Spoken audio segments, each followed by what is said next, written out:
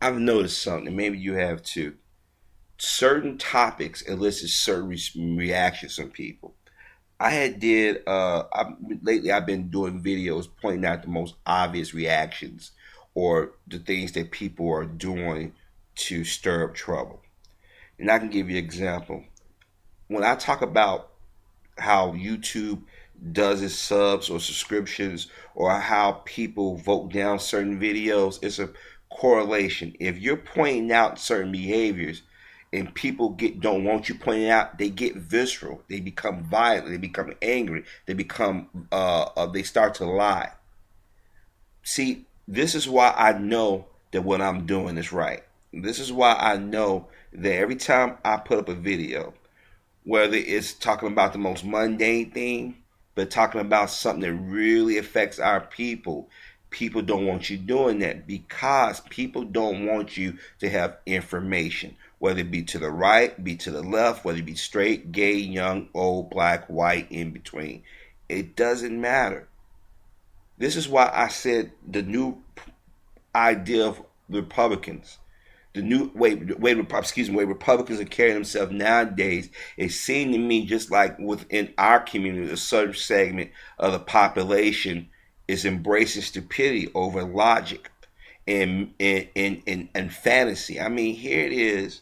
If you have a difference in opinion, you can voice your opinion, but you can do it with respect. Like, I'll give you a perfect example. You have people in the Republican Party talk about how the media has a bias. But when they say the media has a bias, they say it's from one side instead of saying the media as a whole. When I talk about the media, I don't talk about the media just from the right or just the left. I said the media as a whole has a bias to certain groups of people or certain entities.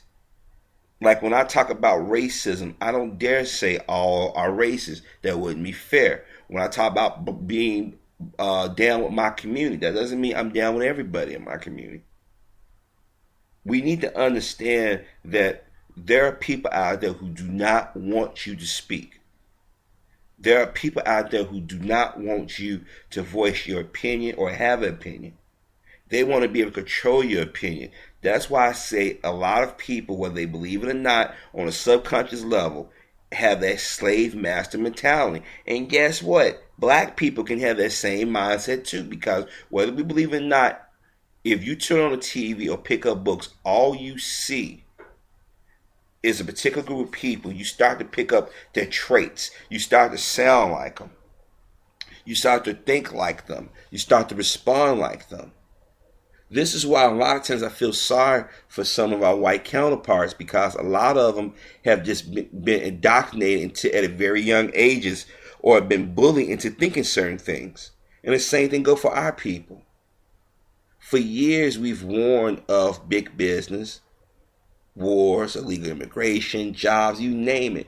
And people kept telling us that we're paranoid, that we don't know what we're talking about. And then turn around, when they get their nigger moment, they say, oh my gosh, we got to fight against the oppressor. Wait a minute.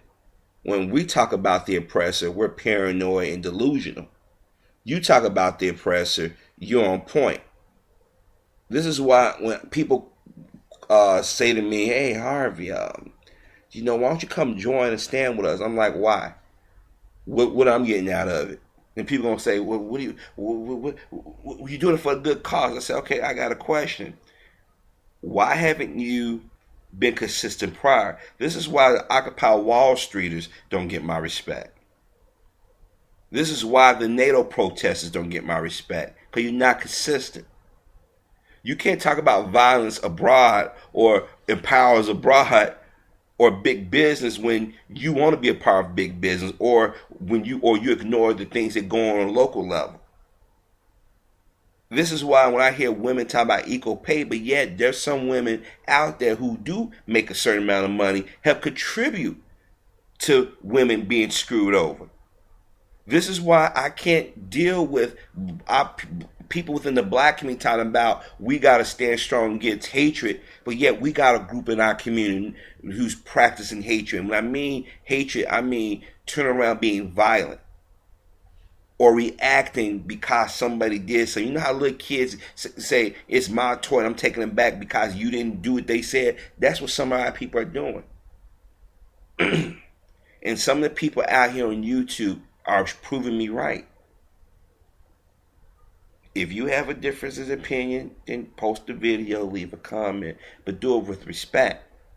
That's too much like right, because people who can't voice their opinion or speak clearly to an issue, they get mad and they get huffy and puffy, and they want to do harm. I mean, it's a video of this white woman that was out here just talking about how she was out with a black male friend, which I highly doubt, considering I watched some of her videos now, and maybe she was, and he probably was, and I hate to say this, but he was probably gay, because I noticed gay black men in some cases tend to lean towards white folk, even the most vile and racist. But anyways, she made a video about Ted Nugent, and she was talking about how she support him and what he said. And I said, didn't Ted Nugent basically make a threat to the president? And I'm sitting here saying, but if somebody was to confront her or do the things that Ted have said or things that she have said or thought towards her, they flipped it around, she'd be the first one yelling about, I'm a woman, harassment, I need you to stand with us. That's why I said when the Sandra Fluke thing was happening, I said, we might have to sit back and probably have to give Rush Limbaugh an apology. And people look at me like, because I remember my father being like, what are you talking about? I said, we're not consistent. When black women are being mocked by Rush Limbaugh, Don Imus, or anybody else in the media, everybody's pretty quiet. He calls this one white woman a slut. Everybody went crazy. Let's pull out advertisers, and those advertisers are hypocrites. And a lot of people was missing that point. You knew Rush was doing this shit for years, saying the things, most vile, hateful, racist things, and you had no problem. But as soon as this white woman got insulted, now you feel indignant. This is crazy. See, we got to be consistent. But see, people don't get concerned until it happens to you. This is why I can't take certain voting groups seriously. Because what happens is we turn around and we forget what we've gone through. Like, I'll give you a perfect example. When I was a kid, I wasn't the most popular, but I wasn't ignored. I was like one of those in between, depending on what grade or where you was at. I was in between. And I remember seeing how the bullies bully people. And I remember being on the receiving end of that. So when I had my time to get popular, when I did get popular, or had a voice or a face around the school, I didn't turn around and use it against people. I didn't do that because I believe in karma. But guess what happened? Those who were picked upon, they said payback is fair, is fair, or how that saying go. And a lot of times, those are the men and women you come in contact with now who's running corporations, or law enforcement, who's in the military, or healthcare, or in the media. Like comics, most comics can tell you they were picked on. This is why they come back with the mean jokes and the barbs and stuff, because it's like, I have to get revenge, and that's the problem. And those of us who don't engage in that, and a lot of it in the black community, because if we did have that mindset, I don't think our community being the shape it is in, we warned that these things are going to come back and bite you on the ass. I'll give you an example. When 9/11 happened, I, like so many people in America, was angry, hurt, scared, but at the same time, I was aware of what happened and why it happened. Now, we didn't know if Bin Laden did it, but, at that point, definitely. But I was following with the bombing of SS Cole, and then the attacks on the embassy in Africa. And I was saying this got to be the same person. But in the back of my mind, as a black man, I said, let's not jump to conclusions. But then there was another part of me as a black man said, you know what, this is karma. And when people say that, people get mad and indignant, like, how dare you? And I'm like, there's a lot of shit that this country has done that it has not answered for. And it's things it's still doing to this day that it hasn't answered for. But then fast forward to this point, I hear a lot of people complaining about the drone attacks. Like, matter of fact, I was just watching the new DC animated Superman Elite movie, and they were doing it behind the scenes. They was analyzing what if Superman really exists, and what if Superman became evil and became violent and took the law in his own hands. And they had this segment where it just started out with this black, I think he was in the Air Force, but he was in the military. He was talking about good and evil. And the psychiatrist mentioned President Obama, the drone attacks. And he's making like this is the first time that a president actually ordered somebody dead or somehow somebody killed. And he talked American citizen. And people don't catch this. The guy went to work with Al Qaeda.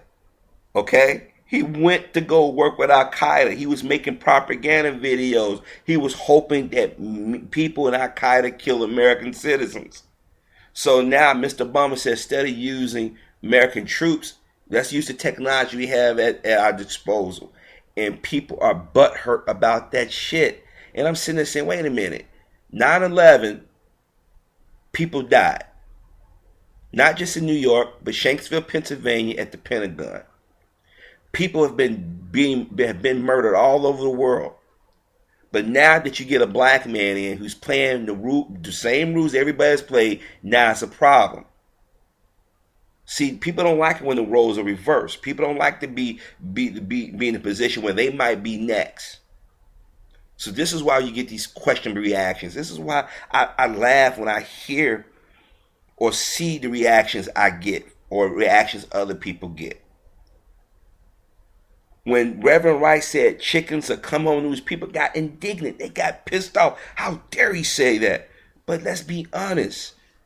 When people are in a position of power and they have the ability to bully or mock or lie or distort, they do anything to hold on to it. But when they realize there are people out there willing to stand up against it, they get scared. So every time somebody come to not just my YouTube channel or your YouTube channel or go to a website and leave an opinion or say something snarky or mean-spirited, guess what? It's done in fear.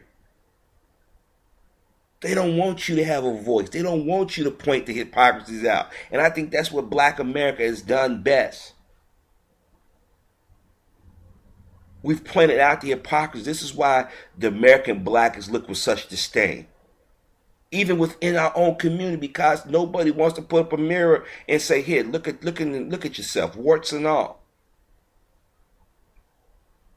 This is why I say to us in the black community that we got to do some self-analyzing. And we got to look at what we're starting to do. The last 20 years or so, have turned around and adapted to other people's way of lives or mindsets more than we normally would have or should have.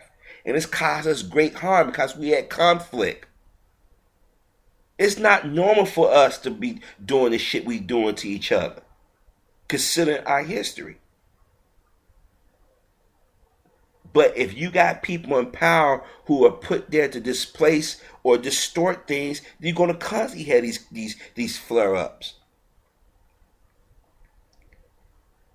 This is why I say to people, think about how you would feel if somebody called you out your name. Think about how you would feel if somebody put their hands on you or denied you interest in places or question your mindset or your authority all the time. That's what black people have to deal with every day of their lives. And some people know it. This is why some people react the way they do. This is like I said prior, I couldn't support Occupy Wall Street. I can't support NATO. I can't support some of these so-called liberal-leaning or righteous groups because they live in hypocrisy. The Southern Poverty Law Group